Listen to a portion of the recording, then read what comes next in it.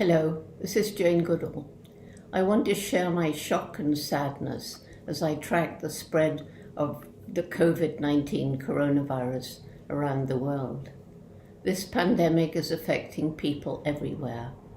I'm thinking of those who are sick and their family and friends, of the doctors and healthcare practitioners who are working selflessly to care for their patients, and of the scientists around the world working desperately to find a vaccine or a cure. And there are those who've been laid off work as the financial crisis deepens, and the effect that this pandemic is having on so many industries, especially in the transport sector and tourist sectors. The sheer scale of all this is terrifying. Right now, the best way to slow down the spread of the virus is to do what they call social distancing. I chose to follow the advice of my doctor and friends and remain grounded at home in the UK at just about the same time as events in my planned North American tour were being cancelled. It's frustrating, but I must stay healthy. I've got so much more to do before I die. Moreover, this social distancing is a way to protect not only myself but others. You may feel fine yourself, but you could be infected without showing the symptoms. Then you might infect others, especially those who are vulnerable. So if you possibly can, do join me in keeping away from public places. Try not to get close to others. And if you meet a friend, don't shake hands, though an elbow bump is permissible. And don't forget to wash your hands. There is one silver lining to this dark cloud. This pandemic has reopened discussions about the danger of the hunting, trafficking, and eating of wild animals.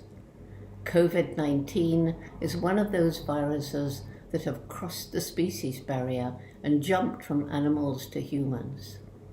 Evidence suggests that the host in this case was a bat, or possibly a pangolin, for sale in the wet market in the Chinese city of Wuhan, where live animals are sold for food.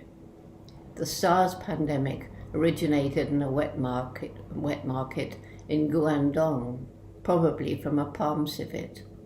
The terrible HIV/AIDS pandemic came from viruses that jumped from monkeys and chimpanzees sold for meat in Central Africa. Chimpanzees and humans are closely related. We share 98.6 of our DNA, so that avoiding contact with them protects them from human infectious diseases, as well as us from theirs. So we must act not only to protect ourselves, but also great apes and other species as well. Thankfully, the Chinese government has reacted swiftly and imposed a ban on the trafficking, breeding, and selling of wild animals for food right across China. We must hope that this ban is permanent and that subsequently include wild animals used in China for other purposes, especially traditional medicine.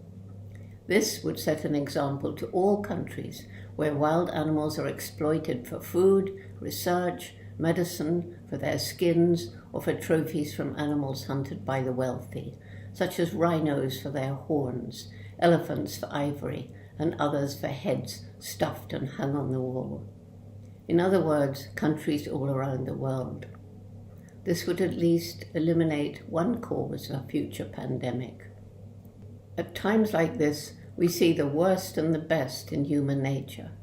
Since the coronavirus began to spread around the world, there have been hundreds of reports of hate crimes against the Chinese and other people of Asian origin.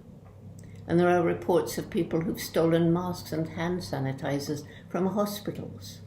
But there are far more stories about people caring for the sick, donating masks where they're needed, ensuring the housebound have sufficient food, reaching out without touching to those who are discriminated against. So many people during these dark days showing the best of human qualities, compassion and altruism. Let's all use the gift of our lives to make this world a better place, especially at this time. Together we shall get through this really difficult time, and we shall have learned what is truly important in life: family, friendship, love, and above all, our health. Thank you.